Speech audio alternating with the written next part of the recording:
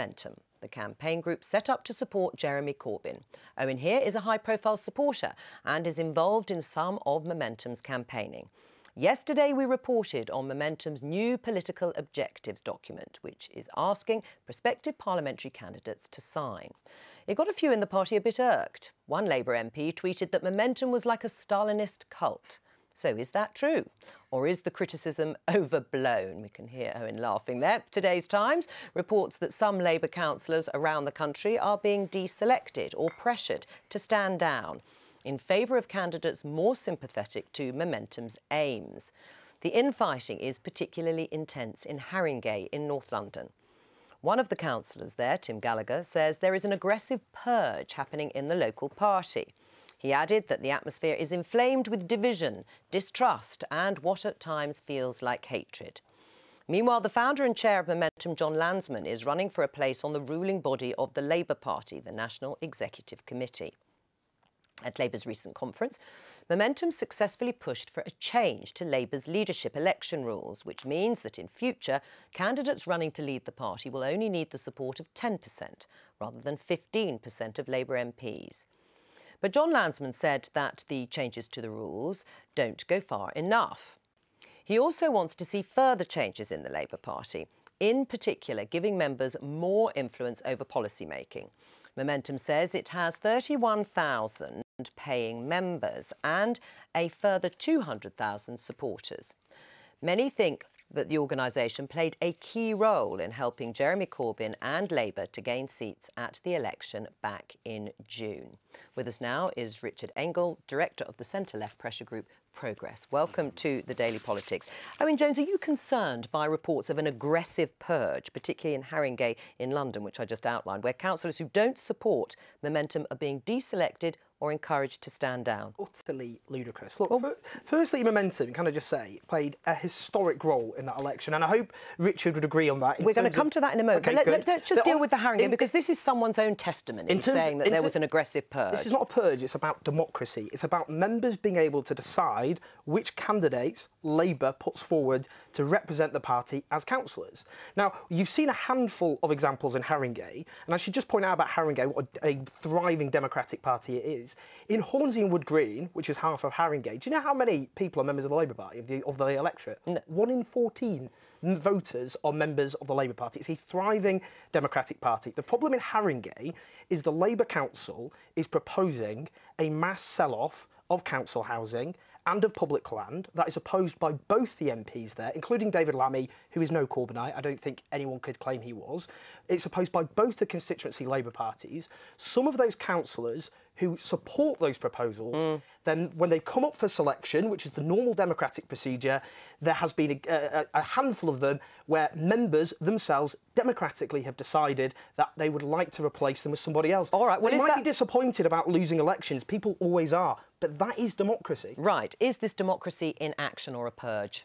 Well, you've clearly got this happening around the country. It's a pattern taking place. You know, the first woman leader of Leeds Council has been triggered in her local party, and that's a city that's only ever had 2 women MPs for Labour in its whole history. You've got this happening in Manchester, where the former Mr Gay UK has just been deselected. You've got a young black lesbian woman in Southwark where this is taking place. There is a pattern across the country, Owen, and this is now going to come to our Labour MPs potentially down the road. Our Tory opponents don't have to deal with any of this. They're having to deal with difficult challenges. And what you've talked about in Haringey, one, I think isn't true, but you've fallen for George Osborne's trap. He wanted to impose big swinging cuts on local government so that Labour people would take it out on Labour councillors rather than a Tory treasury.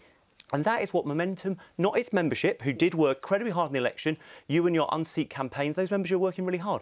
But the Momentum leadership is taking this out on Labour councillors for decisions made by George Osborne. Why are you falling for their trap? I have to say, that attack... Well, firstly, in terms of falling for traps, it is very disappointing, if we're talking about factional manoeuvrings, for your faction to go to the Murdoch press and try and portray... That's what's happened with the Times this morning. And to portray... All of that stuff's in the public domain. It's just to portray democratic... Journalists allowed to write up what's on the internet. Let me finish. I mean, you do it regularly. To portray democratic selections by members as a purge. It's not, it's democracy in action.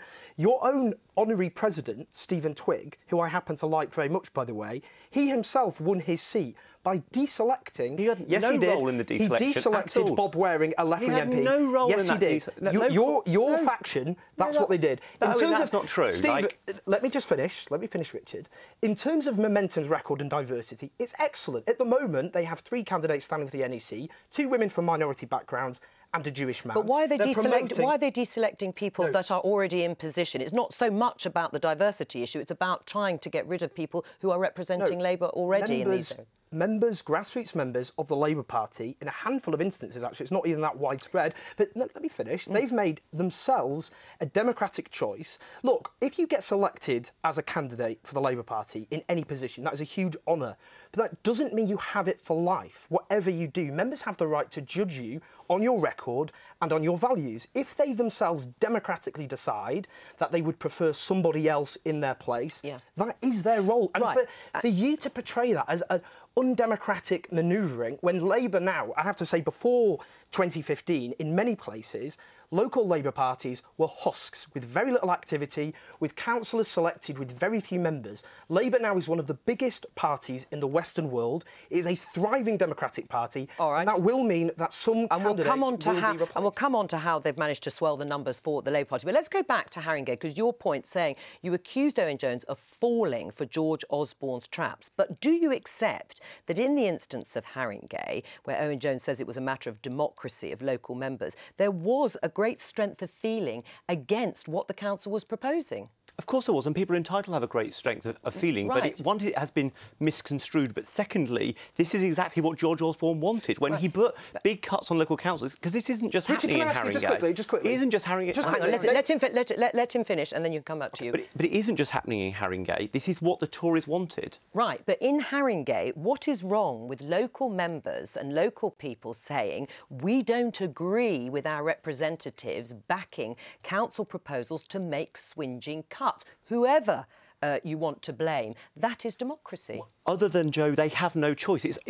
Ultimately, they can't run deficit budgets. They can't run illegal budgets, which some of these people want them to do. But also remember in Haringey, when they put a cross-party motion to the council on tackling anti-Semitism, there were people, some of which were Labour Party and Momentum members, that were in the chamber hounding those people and threatening them with deselection if they voted to tackle anti-Semitism in their borough. I have to say, the leader of Momentum, the most prominent figure of Momentum, John Landsman, is Jewish, as is Jane. But does that mean there's no tone of hatred, as has been said by this young Labour councillor? I mean, Gallagher says he doesn't want to stand again in Haringey because the atmosphere there is poisonous, inflamed by division, distrust and what at times feels like hatred. I think what we're seeing are candidates who are very, very disappointed that their brand of politics, if you like, is no longer in the ascent, that there is now a mass democratic party full of people, full of enthusiasm, full of optimism. And full of hatred, he says. Not hatred, that's just not true. OK, well... And just on that, just quick, I have to say, look, I looked on Richard Angell's Facebook wall, I have to say, before I came on,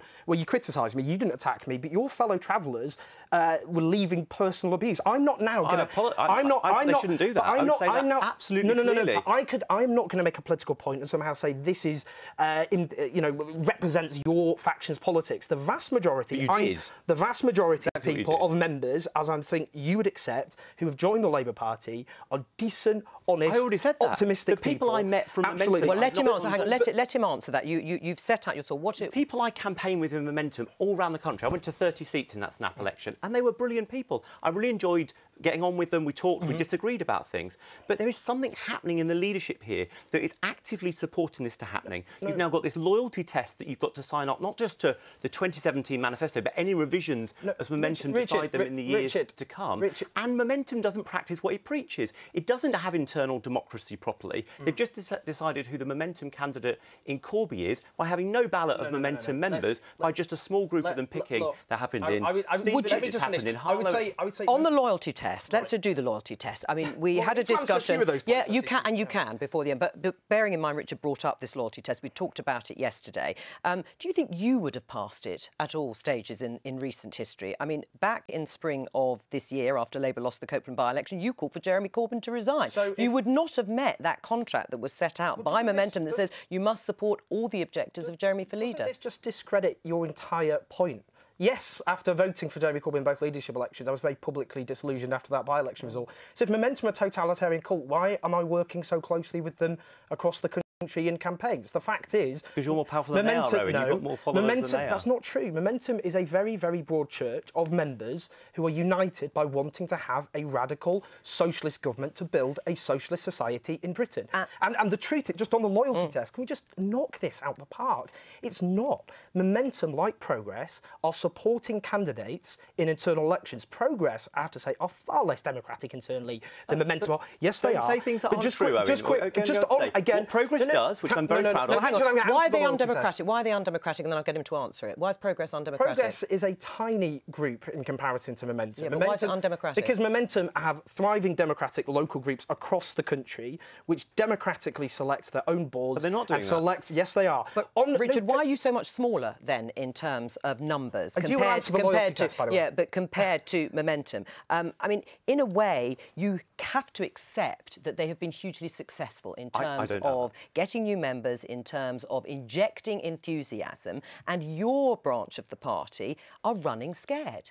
I don't think we're running scared. I think we're recognising that our politics is feeling at a low ebb and we've got to renew ourselves. Well, why is that? Well, because clearly people think that some of our ideas have run their course and that people can't move on from the last Labour government. They have, with all due respect. But you're allowed to think that, but I'm also allowed to believe what I believe and try and renew my politics. Progress is twice the size as it used to be. We are actually a growing organisation. But importantly, let me make this comparison, because you tried to insinuate stuff that wasn't true about our organisation. What Progress does in selections, which we're very proud of, is provide training for people so they know the process. It is so difficult. Labour makes it cloaked in secrecy wherever possible, and we try mentors for people doing it. We don't donate money to campaigns, we don't design their leaflets for them, and we certainly don't get together local groups to say, look, you've got to pre-select a candidate. What we do is try and support as many people with Progress politics, and any member of the Labour Party can join Progress. Why do you want an ideological flat pack mould, which was one of the quotes? I mean, do you want everybody to be saying exactly the same thing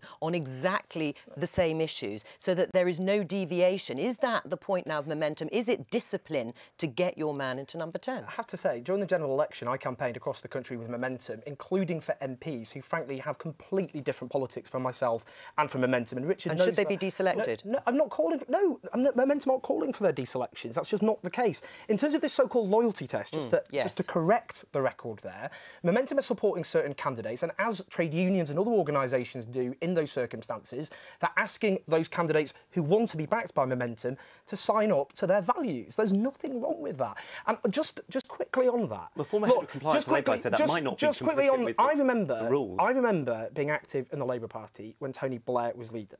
And I have to say, the atmosphere then towards people of my politics was often bitterly hostile. We were blamed for, in the past, destroying the Labour Party. I was called a trot and everything else under the sun.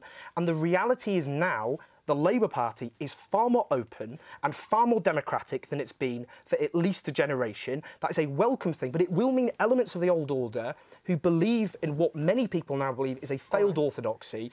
They will find that other people now who've joined the Labour Party will maybe replace them. And that's a healthy part of democracy, Richard. Richard, finally, I mean, Jeremy Corbyn and the Labour Party did far better than many people expected, even within the Labour Party itself. So do you accept that the values and the policies that are being espoused by Jeremy Corbyn in that manifesto struck a chord? They absolutely did strike a chord, but what also struck a chord was that in that manifesto it aligned economic security and national security, almost the best of Jeremy Corbyn and Tom Watson. But in days after the election, Jeremy Corbyn went to Glastonbury and said, we're still going to get rid of Trident. So that was an important part of that coalition of keeping that together and getting the British public to get... He didn't do that. And that is really important. Well, let's just put Trident to one side very briefly before I let Richard go.